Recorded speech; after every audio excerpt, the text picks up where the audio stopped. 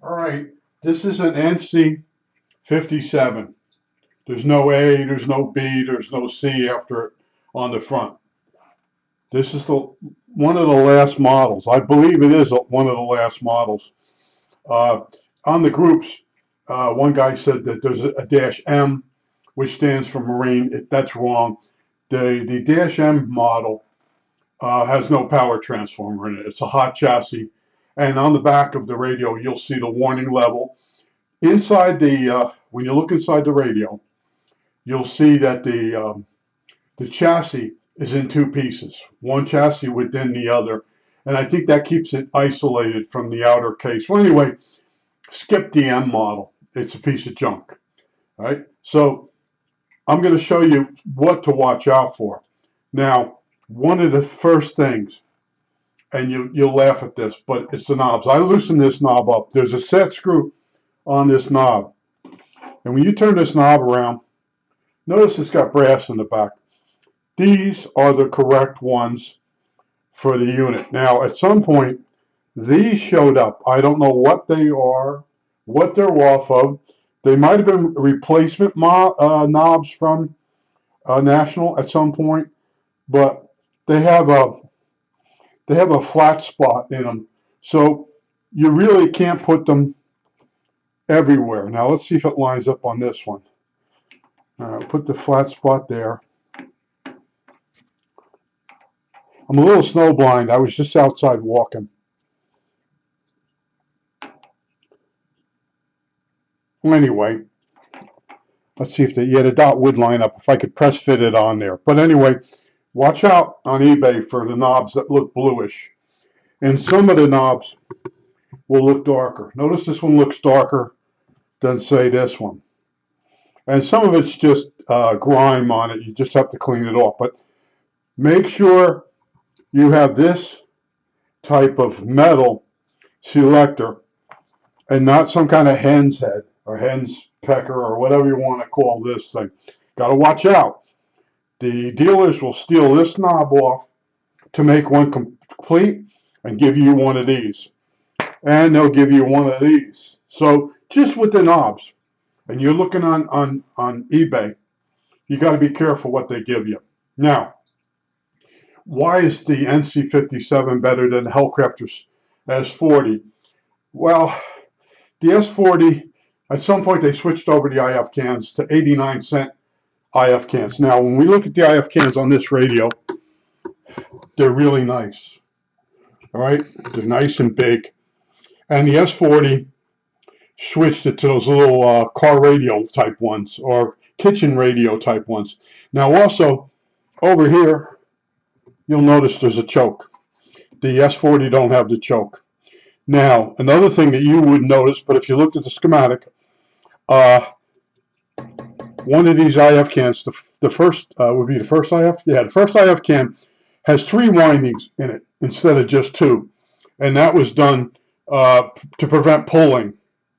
Well, anyway, and the National company, as this model went along, they improved it. So that's why you don't want too early of a model. Now, the very early model, the coils aren't up and down; they're right to left, and more than one band is on the coil form, and you'll notice it right away if you're lucky enough to see a picture. Right? When you look down in this radio, you'll see there's tuning. I have a mark. There's tuning slugs that come up to set the oscillator, and when you calibrate this thing, all you have to do is set the dial to a station that's on the bottom end of the dial, and tune in your oscillator, the slug. Then you go up to the top of the frequency on the band you're on, find another station at the top, and adjust the tuning capacitor that goes with it. And it's on the coil. It's in the area of the coil. Anyway, so you go back and forth. That's how you calibrate this thing. You don't touch the coils that have to do with the RF amps and a lot. Leave them alone. But this is a really good radio. This is one of 3 radios that I really like. And I own 4 of these. I scrapped one out because it was the first model. It was junk. You couldn't calibrate it in. And the dials can be different.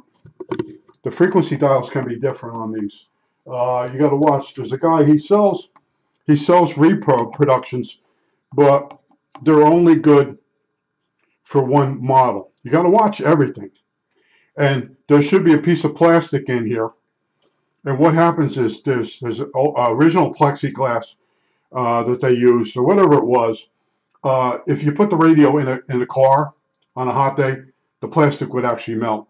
So a lot of the radios, when you see the radio, if the guy has the case off of it, you'll notice the plastic looks really weird, and that's because it has melted. You have to remove that.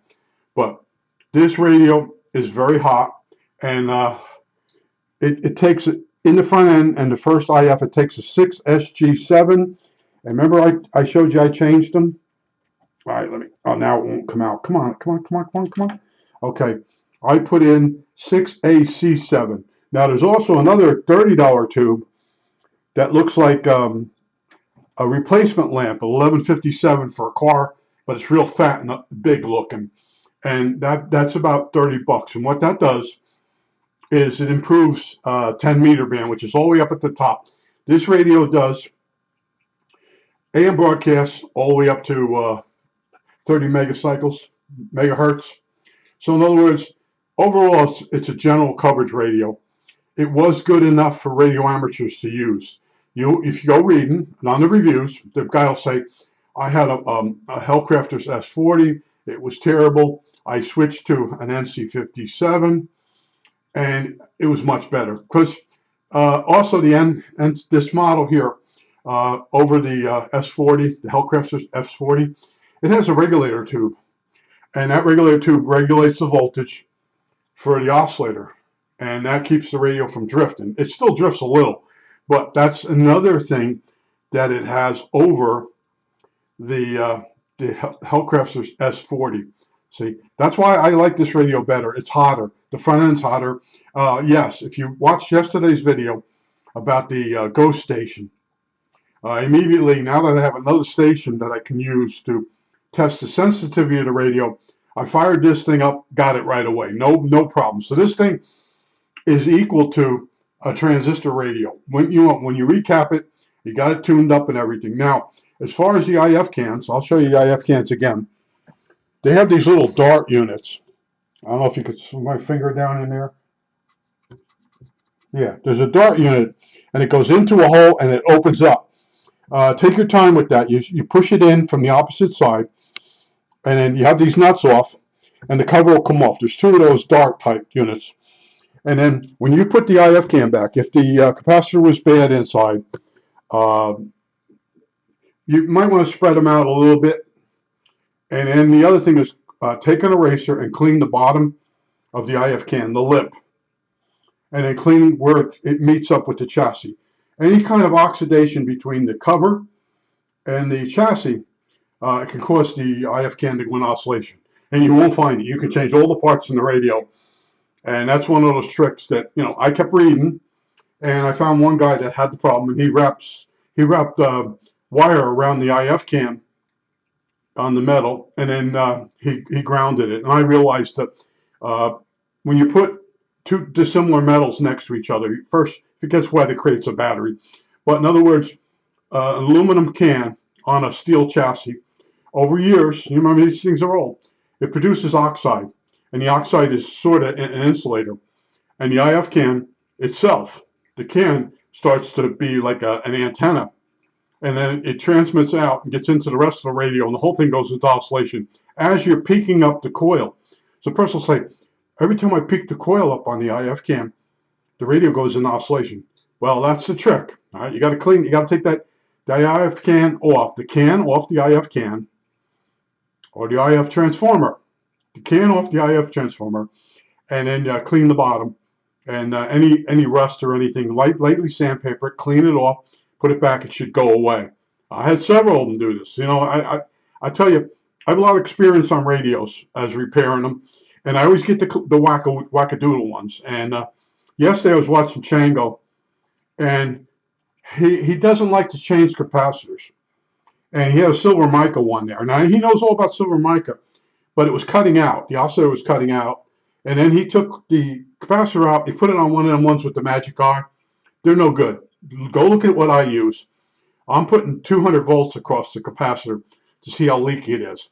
In some critical areas, as the oscillator goes up in frequency, the oscillator will cut out. And that's because you're losing the gain because one of the silver mica caps is slightly leaky. And that's what you got to do. With an oscillator is like, just say it's an amplifier with feedback, and there's a coil involved. And it oscillates, and it does a certain range. But if any of the components have degraded, it might not do the full range. And that was what was wrong with the Hellcrafters SX42 that I had. The guys on the internet, you got to get this special tube. None of them go above 100 megacycle. Well, what was wrong was inside the IF cans and mixers and the whole thing. Those caps were all leaky. And that's where you don't have your gain, you don't have your feedback, you can't oscillate at certain frequencies. And I fixed mine. I didn't mind. I went and bought this other tube, and they were fixing the radio without changing the bad parts. Sometimes you can get a television set, and the vertical hold won't work. You change the tube, and it works. But after a few weeks, the tube loses gain. A tube ages, and it starts rolling again. What you didn't fix was the capacitor that coupled to that vertical output, or actually be vertical oscillator, and it causes the television to roll. You really didn't fix the real problem. Then when you could take the tube out and put another new tube in, it'll work for another 3 weeks again. That's how some guys used to repair stuff. I put too much thought into things, but I do fix things, and they usually stay fixed. And that's what I used to say. I said, yeah, but when I fix it, it's really fixed. Because I really wanted to know what was really wrong with the radio. Now, another thing, you won't be able to see it on eBay, but some of these tubes in here are in white porcelain sockets. Now, let me see if I can catch one. I'm pretty sure this one's one here. Now, let's take this out. This is an IF can or an IF amplifier. All right, that one's brown. Oh, I take that back. Some are white porcelain and some are brown. Yeah, okay. So the normal color for the tube socket is black. And when it's brown or white porcelain, it's a better socket. That's all you have to know. I'm trying to give you all the tips, because like I said, I had 4 of these things. And this speaker always gets dented. Be very gentle with the speaker. The speaker that comes with this radio has a good, nice sound for the cabinet.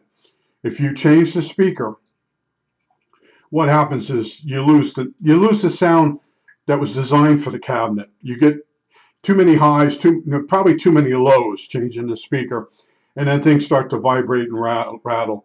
But this one here, this is the one FedEx dropped, and I watched the guy. He dropped it from shoulder height. It said right on it, fragile, but he must have thought it said fragile. Get that joke? And I was going to do something about it, and I said, took it all apart. Nothing really broke. The cabinet bent all up.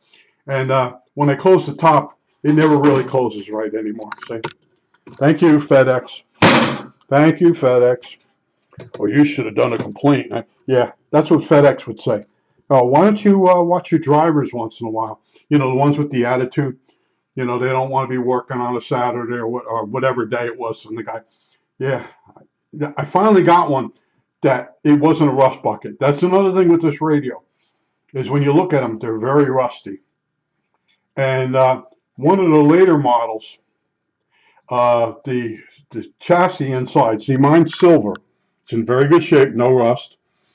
And the transformer has a slight tinge of rust on the laminations. Hopefully it's in the frame.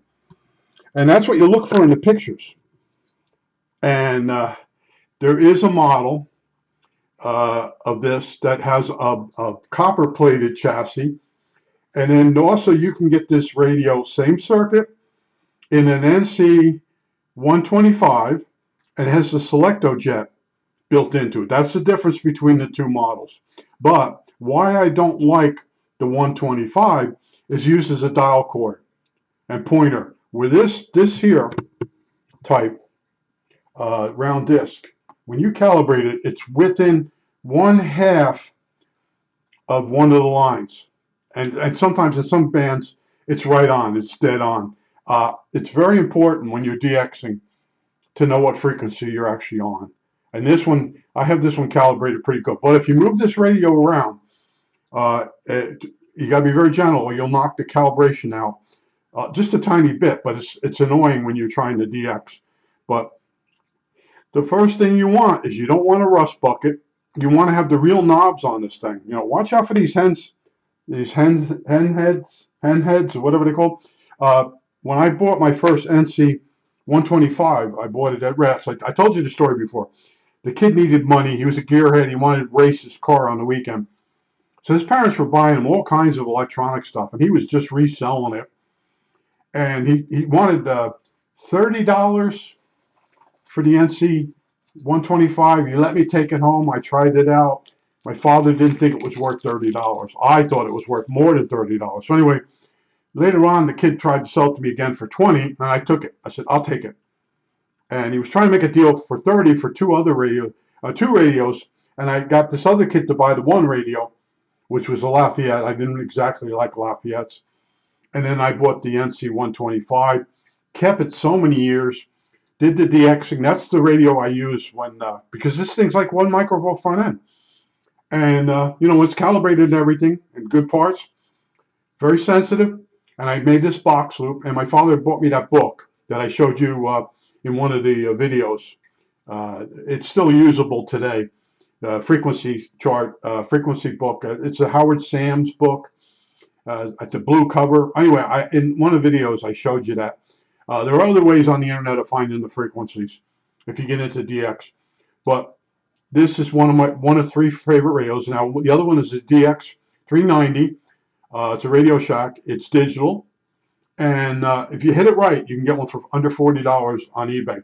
But certain times of year, like right now, we're into radio season, and the radios are like $100 more than they should be. And then as the middle of the summer, radios don't get bids. That's when you can score a really good radio for next to nothing. But my three favorite radios is this here, the NC57, the DX 390, and then the this is hard for me to remember numbers. BC 348 is one of my favorites. I wish it did more of the AM broadcast band, but it don't. But this radio here is more of a commercial look than a military look. And I think they stopped making these in like 1952. But this radio is 70-something years old. It's as old as I am, right? And it's, like I said, it's one of my favorite.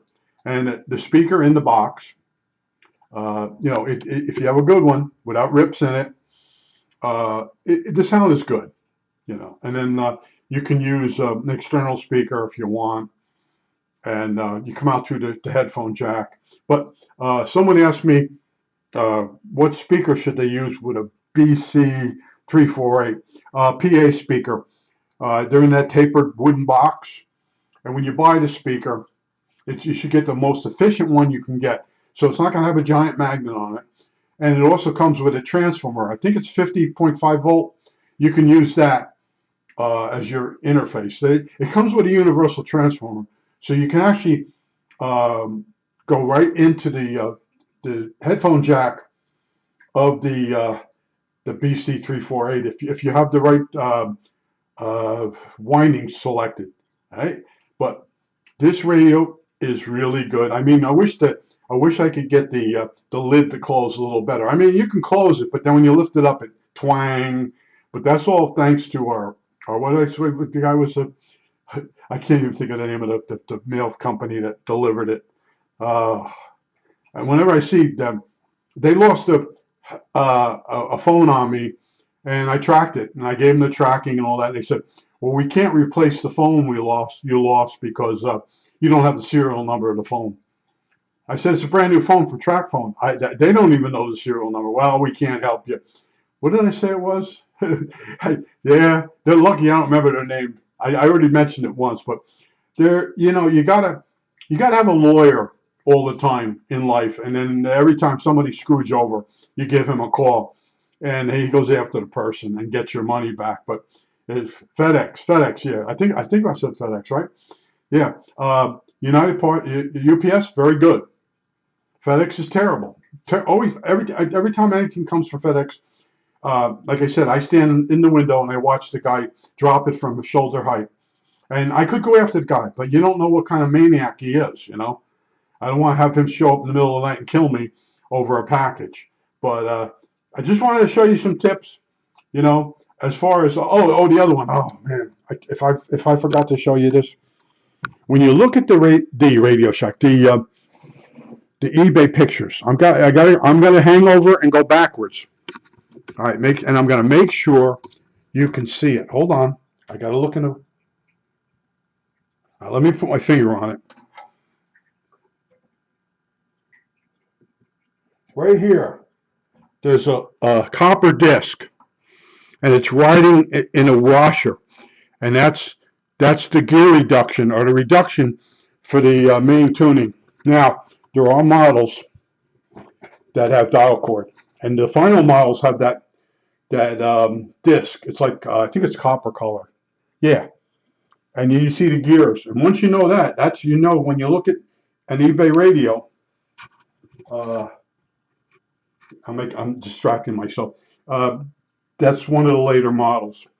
The older models, dial cord, and it does still have a dial cord on it, and it's very hard to change the dial cord. I showed you that. I preset it up on the workbench on nails, wound it, set the length of the dial cord, and then worked it on the radio. Very hard to change the dial cord on this model. And the one I never did the one on it's the band spread here. I think that is 0. I think it's 0. Yeah. No, it's set. It stays at set. And I think I showed you, I told you about the IF cans. But this is one of my 3 favorite. It does, because it does a wide range of frequencies compared to like the BC 348. The top radio, which was cheaper, it wasn't so damn hard to work on, would be a Hellcrafters SX42. And you got to watch out because they're 41s. SX41, it looks the same, but it's not inside. You got to be really careful with the radios. You know, after I bought a couple of these, 4 total, you start to realize, hey, wait a minute, this has different sockets. And then you look at the schematic and you're like, why does this IF can have 3 windings? And the other older models only have 2 windings. See, as time went along, they kept improving the radio, where Hellcrafters was taking the better IF cans out and giving you 89-cent ones. See, that's the difference. That's why I make fun of Hellcrafters. If you open these IF cans up, the capacitors you have to change are on lugs. And you could just cut them out and then wire the new cap to the old wires. You can do that. But the Hellcrafters mounts the capacitor and then uses the leads off the capacitor as terminals. And you go watch my videos, how hard that is. And you don't want to break one of those little tiny wires and the whole thing. But like I said, this is one of my favorite units. And so I told you my 3 favorite. And I think that's it. All right, I think that's it.